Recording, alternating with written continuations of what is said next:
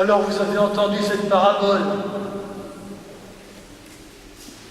Eh bien, il faut s'appeler Jésus pour se permettre une telle raclée contre les plus hauts dignitaires d'Israël, les chefs des prêtres et les pharisiens. Que leur reproche-t-il, Jésus? De profiter de leur fonction pour se croire tout permis. Ainsi, il les accuse de considérer leur charge et leur mission comme leur propriété. Ils sont maîtres chez eux, n'ont de compte à rendre à personne. Et justement, Jésus, dans sa parabole, leur rappelle que leur mission et leur fonction leur a été confiée par quelqu'un. Pourquoi faire? Pour qu'ils prennent soin de la vigne, c'est-à-dire du peuple, et qu'ils lui fassent produire du fruit. Et au lieu de cela, qu'est-ce qu'on voit? Eux, ce qui les intéresse, s'accaparer la vigne, ils sont prêts à tout pour ça. Même le meurtre, même l'assassinat. Et on comprend la parole d'Isaïe tout à l'heure, devant la vigne. On en attendait le droit, on a une dignité, on en attendait la justice. Qu'est-ce qu'on a? Non. Il me semble que nous avons quelque chose à y prendre. Et j'ai essayé de comprendre le message de Jésus et je le résumerai ainsi. Si nous avons des responsabilités même modestes dans la vie et dans l'Église, alors méfions-nous de deux dangers, de deux tentations. La tentation du petit chef, la tentation du petit clan.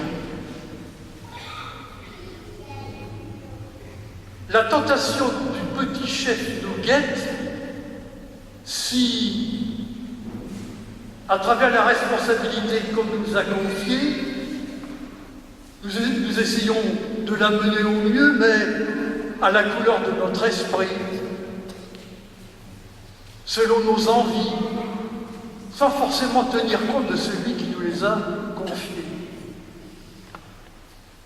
La tentation du petit clan nous guette si notre responsabilité nous réserve un peu à quelques-uns, alors que dans l'Évangile,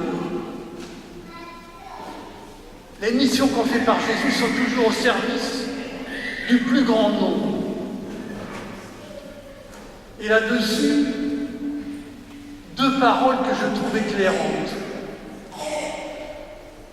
Une parole de notre pape François et une parole de la liturgie.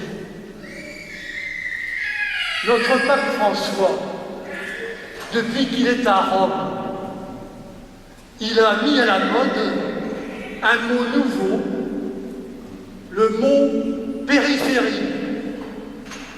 Le mot périphérie s'oppose au centre. Et plus la périphérie est loin du centre, alors plus la périphérie est marginale et compte pour rien, en définitive.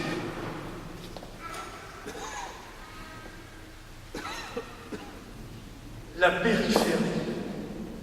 La bonne nouvelle de Jésus est pour la périphérie. Une parole de la liturgie que les prêtres répètent à chaque Eucharistie au cœur de la consécration. Vous allez retrouver le mot qu'il prononce sur la coupe de vin. Voici le sang de l'Alliance versé pour vous et pour la La multitude, c'est la périphérie. Multitude et périphérie, voilà deux mots qui peuvent nous guider pour exercer nos petites responsabilités et puis nous guider dans nos initiatives. Demain, par exemple, s'ouvre à Rome le synode sur la famille. J'ai apprécié que le pape François, pour préparer ce synode, ait consulté largement, et pas seulement le centre, la périphérie. Peut-être d'ailleurs que parmi vous, certains ont été amenés à donner leur avis.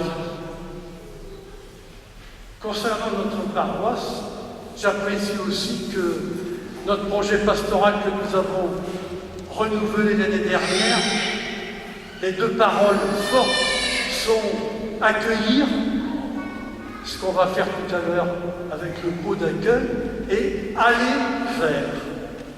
Aller vers. Nous allons célébrer l'Eucharistie. Nous allons revivre le repas de Jésus que lui a vécu en tablier, c'est-à-dire